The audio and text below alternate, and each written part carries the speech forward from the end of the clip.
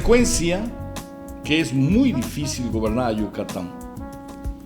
Desde los tiempos de la colonia se sabe de esta característica de la provincia.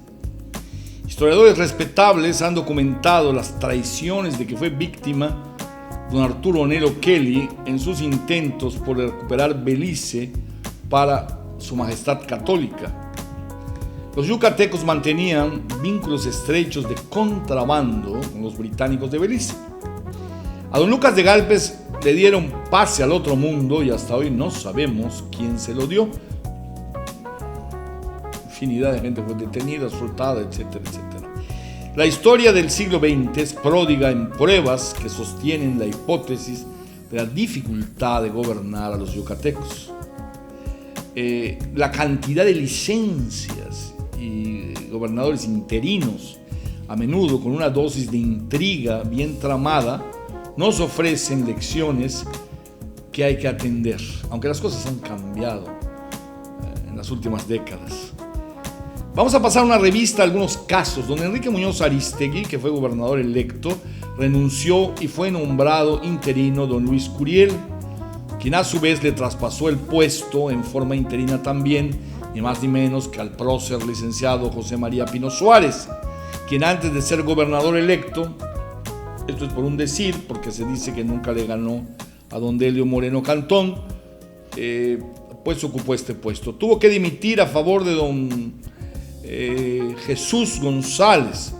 Posteriormente, don José María pidió licencia para unirse a Madero en las elecciones presidenciales y lo sustituyó don Nicolás Cámara Vales, quien después de algunas idas y venidas solicitó una licencia, siendo sustituido interinamente por el famosísimo don Arcadio Escobedo, que se separó del cargo para dejárselo al general Prisciliano Cortés, quien luego se lo pasó a don Eleuterio Ávila. Estamos en los agitados días de la Revolución, por eso a Ávila lo vino a suceder otro general, Toribio B. de los Santos.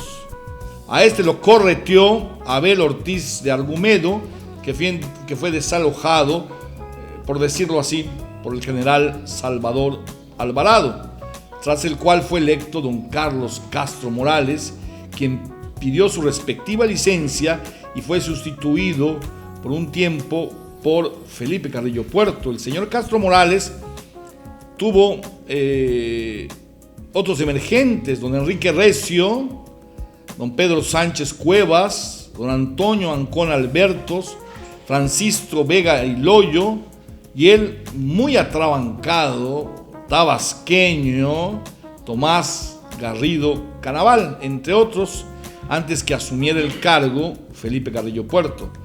Tras el vil asesinato de Carrillo Puerto y dos breves interinatos, fue nombrado para terminar el periodo José María Iturralde Traconis. Posteriormente fue electo el doctor Álvaro Torre Díaz, a quien siguió Bartolomé García Correa, personaje que tuvo una gran influencia en la política de su tiempo y de quien se decía que se llamaba Bartolo.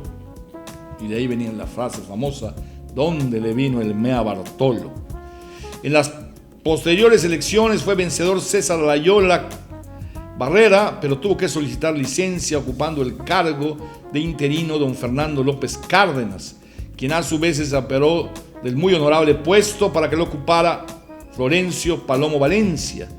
Consecutivamente fue electo don Humberto Canto Echeverría, el Pich Canto, y después don Ernesto Novelo Torres.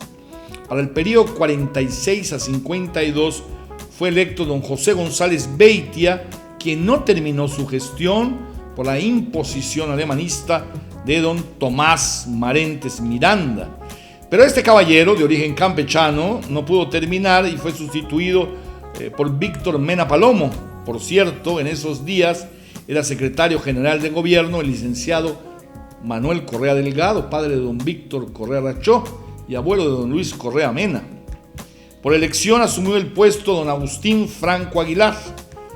A pesar de las agitaciones políticas en que se desarrollaron sus gestiones, pudieron concluirlas don Luis Torres Mesías y don Carlos Loré de Mola Mediz, que por cierto se decía que los 3 primeros años eran de fortaleza de un gobernador y los 3 últimos era para agarrarse bien porque se agitaba mucho la política. Y fue al revés con Loret. Los 3 primeros fueron muy violentos y los 3 últimos pues lo cubrieron de muy buena fama y de muy buen nombre. Francisco Lunacán desempeñó el cargo de gobernador por elección y concluyó su periodo. Posteriormente fue designado candidato del PRI y electo el general Graciliano Alpuche Pinzón, quien no pudo terminar ocupando el cargo de gobernador don Víctor Cervera Pacheco. En aquel entonces quizá era el único yucateco que podía llegar por elección popular al Palacio de Gobierno y no llegó por elección popular. Llegó luego, posteriormente, don Víctor Manzanilla Schaffer, pero tuvo que abandonarlo antes de concluir su periodo, siendo nombrada como gobernador interina la licenciada, hoy doctora Dulce María Sauri Riancho. El ingeniero Federico Granja complementó ese periodo de ajuste, creo que de 1 año, 8 meses. Se presentó como candidato a gobernador Víctor Cervera Pacheco, que como Pino Suárez y Carrillo Puerto ya había sido interino. Fíjate, es curioso, a don Víctor lo sucedió Patricio Patrón Lablada, primer gobernador emanado del PAN. Es posible que desde el tiempo de Marientes Miranda se haya exhibido que existen en Yucatán unos círculos de poder esencialmente iguales a los que se pueden apreciar en otras entidades, que hay que conocer y a los que hay que pertenecer, y poco o nada tienen que ver con el altiplano cuando se imponían a los gobernadores desde la capital.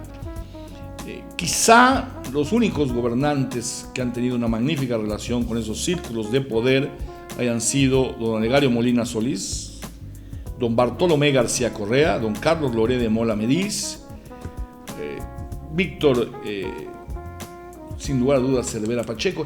Algunos se confunden y creen que hay ciertas enemistades y ciertos antagonismos, pero estos grupos del poder son como los cenotes, se conectan bajo la tierra. Si este comentario le gustó, suscríbase a este canal. Si no, diga lo que le parezca, vea el próximo, a lo mejor se le gusta.